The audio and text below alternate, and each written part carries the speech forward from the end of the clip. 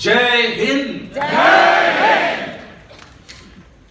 जय जवान नागरिक समिति का जो आज समर्पण गौरव समारोह है, उसका आयोजन इतना व्यवस्थित और ग्रैंड तरीके से हुआ है, बहुत अच्छे स्तर पर हुआ है कि मैं सूरत के सभी नागरिकों को बधाई देना चाहता हूं और धन्यवाद देना चाहता हूं कि उन्होंने आज कारगिल विजय दिवस के अवसर पर हमारे वीर जवानों को याद किया और जय जवान नागरिक समिति ने शहीदों के परिवारों को आर्थिक रूप से सहायता देकर उनके हौसलों को बढ़ाया। आज के इस समारोह के जो मुख्य अतिथि हैं वो शहीदों के परिवार जन ही हैं और मैं उनको ये विश्वास दिलाना चाहता हूं आप सभी लोगों की ओर से कि उनको कभी भी किसी भी चीज की जरूरत हो तो वो इस समिति को जरूर संपर्क करें और जो भी धनराशि आपको मिली हुई है इसको अच्छे से बचा के रखें, अच्छे से सुरक्षित रखें और जब जरूरत पड़े तभी उसका उपयोग में लाएं। मैं तो एक वैज्ञानिक हूं और मैं चाहता हूं कि कभी कोई युद्ध ना हो, कभी कोई लड़ाई ना हो और इसके लिए हमें जरूरत है भारत को एक सशक्त, एक बहुत ताकतवर देश बनाने की। और जब मैंने DRDO ज्वाइन किया था तो डॉक्टर कलाम ने मुझे एक ही बात सिखाई थी कि स्ट्रेंथ रिस्पेक्ट स्ट्रेंथ। जब आप ताकतवर होंगे, जब आप नॉलेजेबल होंगे, जब आपके पास अच्छी से अच्छी टेक्नोलॉजी होगी तो आपकी पूरी दुनिया में इज्जत होगी और ये लड़ाइयाँ नहीं होंगी, लड़ाइयाँ बंद हो जाएंगी। लड़ाइयाँ बहुत गंदी चीज होती हैं। इनको हमको सृजनात्मक कार्यों में आगे बढ़ना चाहिए और जो भी हमारे दुश्मन हैं उनको हमसे डरना चाहिए। इसलिए DRDO इस दिशा में सशक्त हमेशा प्रयत्न करता रहता है और जैसी लड़ाई कारगिल में हुई थी आज से 24 साल पहले, शायद आगे आने वाले भविष्य में ऐसी लड़ाई नहीं होगी। अभी आपने देखा होगा यूक्रेन और रशिया का जो वॉर हो रहा है तो उसमें जो आपस में एक दूसरे से जो राइफल और गन, स्मॉल आर्म्स लेके जो लड़ाइयाँ होती हैं वो बहुत कम हो रही हैं। ज्यादातर लड़ाइयाँ जो हैं UAV या मिसाइल या एयरक्राफ्ट से हो रही हैं। तो DRDO इस दिशा में बहुत काम कर चुका है, कर रहा है और आगे करता रहेगा। और जहाँ तक बात है सूरत की, तो मैं आप सभी को ये बताना चाहता हूँ कि मैंने दुनिया में बहुत सारे शहरों को विजिट किया हुआ है, बहुत सारे शहरों में जाके समय बिताया है, फंक्शंस भी अरेंज किए हुए हैं और लेकिन जो जोश और जो दिखाते हैं ना हम अपनी, जो एक उसको कहा जाता है एक तरीके का कहना चाहिए डेडिकेशन और एनर्जी जो सूरत के लोगों में है, मैंने आज तक किसी शहर के लोगों में नहीं देखी। और ये बात सिर्फ मैं अकेला नहीं कह रहा हूं, ये बात जो लोग आए हैं, जनरल सिंह से लेकर और मेरी वाइफ डॉक्टर संजू सिंह, वो भी बोल रहे हैं, सब लोग बोल रहे हैं। तो आप सभी लोगों को मेरा सैल्यूट, सलाम और आप लोग अपना जोश बना के रखिए। और जहां तक बात है मिसाइल की, तो मैं आपको 25वीं जो सालगिरह है उसके पहले मिसाइल और अगर और कुछ भी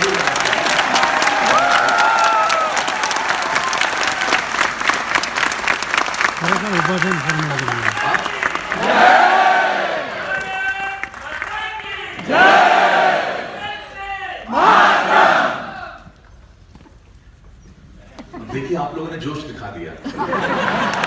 मैं आपको यही कह रहा था कि इतना जोश मैंने आज तक किसी भी शहर में नहीं देखा है, कहीं भी नहीं देखा। और आप ये जोश बना के रखिए। आप जितना अच्छा काम टेक्सटाइल में करते हैं, डायमंड में करते हैं, उतना अच्छा काम आप देशभक्ति में भी करते हैं। तो आप लोगों को बहुत बहुत धन्यवाद और आप लोग हमेशा विजयी रहें, जो भी करें उसमें हमेशा जीत हासिल हो आप लोगों की। बहुत बहुत धन्यवाद। इतना कम नहीं चलेगा। DRDO के जो आप डायरेक्टर थे, और DRDO क्या काम करती है, देश के लिए क्या हो सकता है इसमें, और अपना अगला मिशन क्या है वो बताइए। DRDO को किसी को पता नहीं है कि डिफेंस का एक बड़ा ऑर्गेनाइजेशन है और इसका आप डायरेक्टर थे और साइंटिस्ट थे, तो DRDO क्या काम कर सकता है वो हम सुनना चाहते हैं। कल southern Gujarat chamber of commerce का एक कार्यक्रम था और मुझे बताया गया था कि जितना बोलना है बोलो। तो मैंने उसमें 1.5 आवर, 1.5 घंटा मैंने बात करी। तो मेरी पत्नी भी, वाइफ भी मेरे साथ आई हुई है। तो आज उन्होंने मुझे बिल्कुल वार्न किया था कि कल के समान तो उन्होंने कहा कि बिल्कुल कम से कम बोलना, काम की बात बोलना, इधर उधर की बात नहीं बोलना। देखिए मुझे तो उनके साथ जीवन बिताना है, मुझे उनकी बात माननी पड़ेगी ऐसे भी। तो अब कांची भाई ने भी बात कही है, मैं आपको कम से कम समय में बताने की कोशिश करता हूँ। हमारे देश में जो रिसर्च होती है बेसिकली वो होती है स्पेस में, एटॉमिक एनर्जी में, डिफेंस टेक्नोलॉजी में, एग्रीकल्चर में, और कहना चाहिए और भी बहुत सारे क्षेत्र हैं जिसमें होती है, लेकिन जो मेन फंडिंग होती है वो एटॉमिक एनर्जी, स्पेस और डिफेंस टेक्नोलॉजी में होती है। तो डिफेंस टेक्नोलॉजी में DRDO, डिफेंस रिसर्च और डेवलपमेंट ऑर्गेनाइजेशन, एक बहुत बड़ा डिपार्टमेंट है। तो इसके अंदर 46 लेबोरेटरीज हैं, 46 लेबोरेटरीज हैं जो भारत के अलग अलग शहरों में फैली हुई हैं। और इसके अलावा हमारे बहुत सारे सेंटर ऑफ एक्सीलेंस हैं। तो जो अहमदाबाद में यूनिवर्सिटी है उसमें भी हमने एक सेंटर ऑफ एक्सीलेंस खोला हुआ है।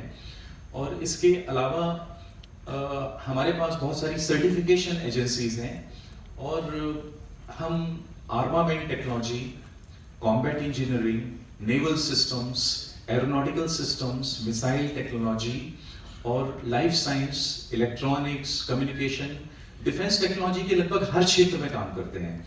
अगर मैं आपको सरल भाषा में बताऊंगा तो हम टैंक से लेकर ships, submarine, aircraft, transport aircraft और फाइटर एयरक्राफ्ट दोनों, इसके अलावा तरह तरह की मिसाइल्स, आकाश, नाग, अग्नि सीरीज की मिसाइल्स, पृथ्वी सीरीज की मिसाइल्स और ब्रह्मोस, और बहुत सारी मिसाइल्स हैं जो अभी डेवलपमेंट फेज में हैं, उनको बनाते हैं।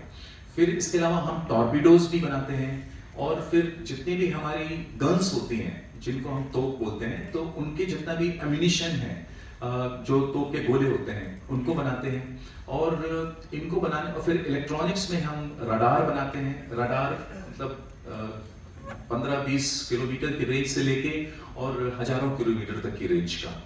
और उसके साथ ही साथ आप लोगों ने अखबारों में भी पढ़ा होगा, न्यूज़पेपर में भी, कि सबमरीन्स टेक्नोलॉजी जो है वो भी हम बनाते हैं।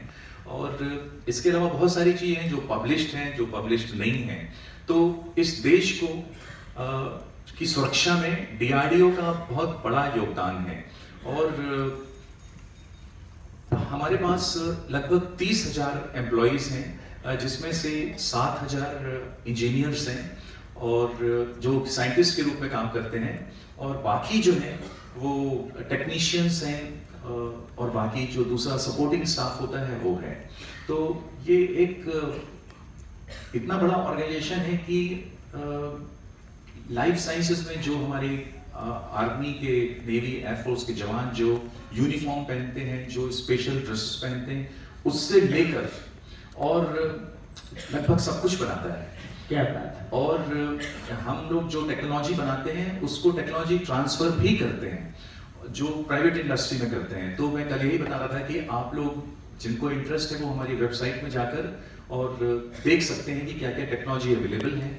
और आप लोग, सूरत तो इंडस्ट्रियलाइजेशन के लिए बहुत मशहूर है, तो आप लोग भी वो टेक्नोलॉजी लेके बना सकते हैं। और अभी sir last question, BrahMos missile में क्या है कि पूरी दुनिया खरीदना चाहती है? अच्छा, ब्रह्मोस मिसाइल एक ऐसी यूनिवर्सल मिसाइल है जो शिप से, सबमरीन से, लैंड से, एयरक्राफ्ट से, हर प्लेटफॉर्म से इसको लॉन्च किया जा सकता है। और इसकी रेंज 300 किलोमीटर है, कहीं कहीं थोड़ा आगे पीछे भी है। और ये मिसाइल डेजर्ट में, रेगिस्तान में, माउंटेन्स में, समुद्र में, समुद्र तट पर, और जो हाई माउंटेन्स होते हैं वहां पर, हर जगह ये मिसाइल काम कर सकती है। और इस मिसाइल का जो प्रिसीशन है वो है, कल मैंने वीडियो दिखाया था तो उसमें कुछ मीटर का है, तो 300 मीटर दूर जाने के बाद कुछ मीटर एक्यूरेसी में, कई बार तो हमको वो एग्जैक्टली जो टारगेट होता है उसको सीधे सीधे टारगेट में जाके हिट करिए। तो ये मिसाइल भारत और रूस दोनों के जॉइंट वेंचर के रूप में बनाई गई है। और ये टेक्नोलॉजी ट्रांसफर नहीं है, ये हमने बहुत सारा हिस्सा खुद बनाया है भारत में, और बहुत सारा कुछ रशिया से लिया है। और ये मिसाइल एक ऐसी मिसाइल है जिसकी स्पीड लगभग 960 यानी लगभग 1000 मीटर्स बोलिए, 1 सेकेंड में चलती है। तो 1 सेकेंड में 1000 मीटर्स। और जो स्मॉल वेपन्स होते हैं, मतलब जो मशीन गन वगैरह होती है, उसकी जो बुलेट होती है उसकी स्पीड होती है 450 मीटर पर सेकेंड। तो अब आप समझ सकते हैं कि बुलेट की स्पीड से 2 गुना ज्यादा स्पीड जाकर हिट करती है। और इस मिसाइल से बचकर दुनिया का कोई भी शिप जा नहीं सकता। इसकी जो कैपेबिलिटी है, टेक्निकल कैपेबिलिटी है, वो बिल्कुल अलग तरीके की है। इसमें जो इलेक्ट्रॉनिक सिस्टम लगे हुए हैं और जो शिप्स के अंदर जो इलेक्ट्रॉनिक सिस्टम होते हैं, तो वो इसको रोक नहीं सकते, क्योंकि जो लास्ट का फाइनल जो आखिरी होता है ना, वो कोबरा के समान जाता है। तो उसमें कोई चांस नहीं होता है कि जो एनिमी है उसके रडार और उसमें जो गन्स लगी रहती हैं वो रोक सकें। और इस मिसाइल की खास बात और है, इस मिसाइल को हम लोग विडो मेकर भी बोलते हैं, क्योंकि ये मिसाइल बहुत सारी विडोज बना सकता है एनिमी कंट्रीज में, दुश्मन के देश में। तो इस मिसाइल की ये खास बात है, हमने भारत का सबसे पहला जो एक्सपोर्ट है वो ब्रह्मोस मिसाइल का सबसे बड़ा और सबसे पहला फिलीपींस को किया है कुछ साल पहले। और बहुत सारे देश हैं जिनसे बातचीत चलती रहती है, और वो एक इंटर गवर्नमेंट एग्रीमेंट्स होते हैं, पार्ट होता है जो डिसाइड करता है किसको देना किसको नहीं देना। तो वो एक राजनीतिक और कूटनीति का विषय होता है। और ये मिसाइल हमारे तीनों सेनाओं में शामिल हो चुकी है। और कुछ दिनों पहले आप लोगों ने अखबारों में पढ़ा होगा कि यूएस हमेशा, अमेरिका जो है वो हमेशा भारत को बोलता रहता है कि आप इंडो पैसिफिक में आप सिक्योरिटी प्रोवाइड करिए। इंडो पैसिफिक का मतलब हुआ है इंडियन ओशन और पैसिफिक ओशन, तो ये बहुत बड़ा एरिया होता है। तो इसका मतलब ये है कि हमारी जो आर्म फोर्सेस हैं वो इतनी ताकतवर हैं कि वो इंडियन ओशन और उसके आगे पीछे के जो भी ओशंस हैं उसमें भी सिक्योरिटी प्रोवाइड कर सकती हैं। ये एक बहुत बड़ी बात है। इसका मतलब ये है कि हमको, भारत को दुनिया में एक ताकतवर देश के रूप में जाना जाने लगा है। और इसमें डीआरडीओ का बहुत बड़ा योगदान है। और डीआरडीओ और उसके साथ ही साथ जो साइंस एंड टेक्नोलॉजी के क्षेत्र में जो जो लोग काम करते हैं उन सबका योगदान है।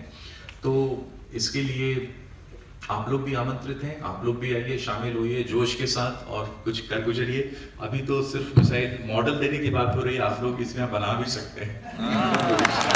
सर, मेरा लास्ट क्वेश्चन का तो जवाब आपने दे दिया, लेकिन ऑडियंस में से एसएमएस आया है, एक सवाल इन शॉर्ट आपको जवाब देने का है।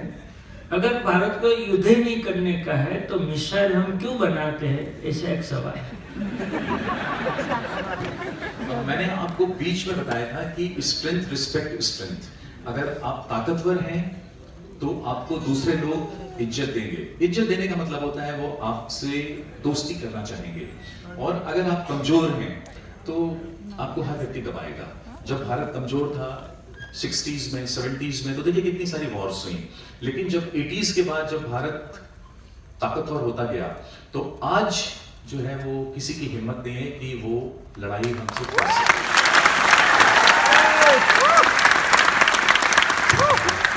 और अगर लड़ाई करेगा तो वो हारेगा।